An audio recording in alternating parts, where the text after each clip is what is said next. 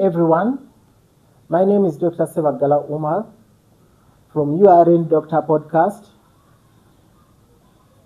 As usual, today I'm here to present to you a very important topic. A topic that concerns a disease which many people confuse with peptic ulcer disease. And in our society, people have taken lots of medicine in an attempt to treat this disease, but without success. But before I tell you what we are going to discuss, I want to give you a story of a patient who visited my consultation room this morning.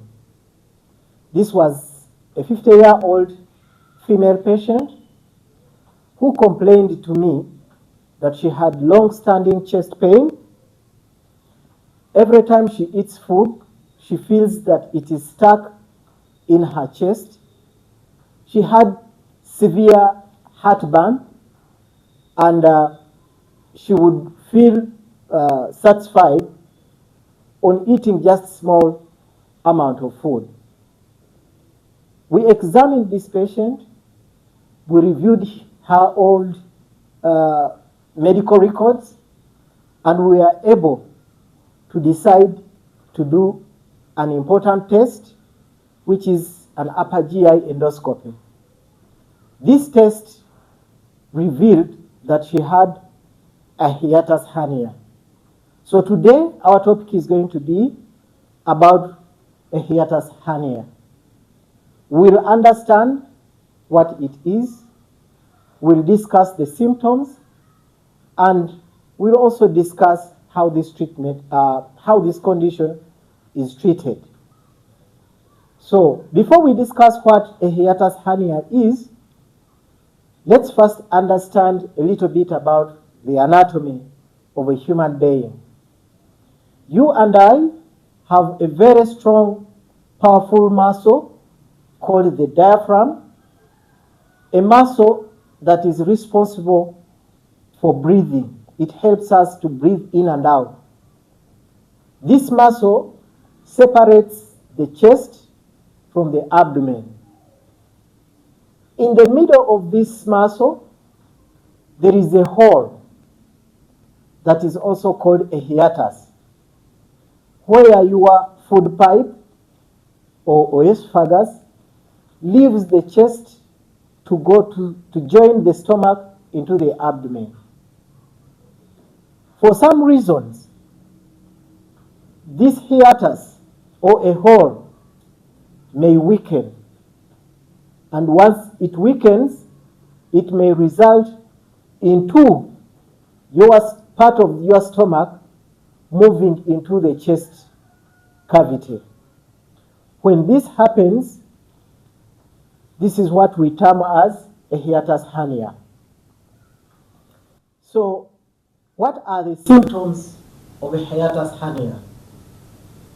Many patients present with the symptoms suggestive of a hiatus hernia, but many times they confuse these symptoms with ulcers or peptic ulcer disease because the presentation is almost similar. However, for the hiatus hernia, patients usually have severe heartburn. They take food and feel that the food is burning them as it goes down into the stomach. Sometimes they feel that the food they have eaten is stuck in the chest. And sometimes they get a sour taste in their mouth. They feel their saliva sour. If you have symptoms similar to these, chances are that you could be having a hiatus hernia, and I would advise you to visit the doctor. What are the predisposing factors, or what are those factors that cause a hiatus hernia? We do not know exactly what causes a hiatus hernia, but we know that there are some factors that are associated with hiatus hernia. And these factors are factors that result into having a lot of pressure in your abdomen, such as during pregnancy, such as people who do weightlifting, such as people who strain a lot, in case they have conditions like constipation, but also old age that results into the weakening of this muscle and the persistent pressures that will cause the part of stomach to go into your chest. Importantly, people who are overweight, because that weight puts consistent pressure or persistent pressure onto their abdomen. So, if you have symptoms that we have mentioned and factors that we have mentioned, chances are that you could be having a hiatus hernia, not peptic ulcer disease. So, how do we diagnose this condition? If you present with these symptoms to your doctor will be able to do an important test that we call upper GI endoscopy. An upper GI endoscopy, your doctor will introduce a flexible tube that is thin with camera mounted on it and be able to see if the hiatus or the hole that we mentioned has widened and indeed part of the stomach has gone into your chest, thus causing the symptoms that we have already mentioned. So, what is the treatment? Treatment for hiatus hernia is 3 steps.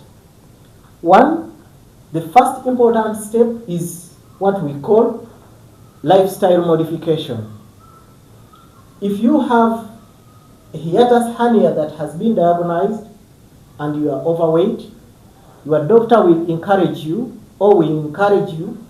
to lose your weight through the diet that you are taking and through exercise. If you are a smoker, I had not mentioned that before, but if you are a smoker, I would advise you to stop smoking because long-standing smoking weakens this muscle, thus predisposing you to hiatus hernia. We also advise you to eat small meals but frequent instead of eating a heap of plate at a go. But we also advise you that before you go to bed or before you lie, you must have eaten at least 2 to 3 hours before so that you give time for the food to be digested so that you don't have the acid refluxing causing the severe heartburn or the chest pain. Quite often, when a patient does life modification, these symptoms may disappear and his life may be better. If these symptoms don't disappear with lifestyle modification, your doctor may choose to give you some drugs, the drugs that will help to reduce the acid that is produced in the stomach so that the reflux is reduced. These drugs include drugs that are known to us, such as omeprazole, esomeprazole, lansoprazole, the drugs that are in a class of proton pump inhibitor. The doctor may also give you some drugs that helps the food to move faster so that it does not stay long into your stomach to cause you a problem. These are drugs such as domperidone or Placil, that is commonly known to many of our people because sometimes they get it over the counter. A combination of lifestyle modification and medication many times will relieve you and give you a better health if you are diagnosed with hiatus hernia. However, occasionally, in a small percentage of patients, the the above two, life modification and medication, may fail, and the doctor may choose to do a surgery. And this surgery is done to pull this part of stomach that has gone into the chest back into the abdomen, and also to fasten this hiatus. And many times this surgery gives a lot of relief to many of our patients. So what is our take-home message? Our take-home message is that if you have symptoms that we have mentioned, listen to your body. Don't sit back home.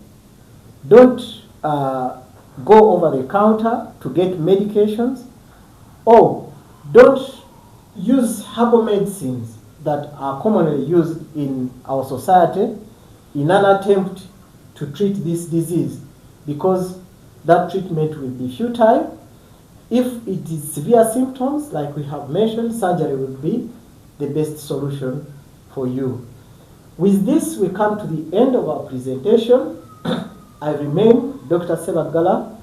Umar, URN Doctor podcast. I would like to call upon you to like our presentation, comment, ask questions, share with a friend, and in this way we shall be able to reach to a bigger population so that we can be able to be part of solution to the problem, to health problems that are facing many of our people. Thank you for listening to me.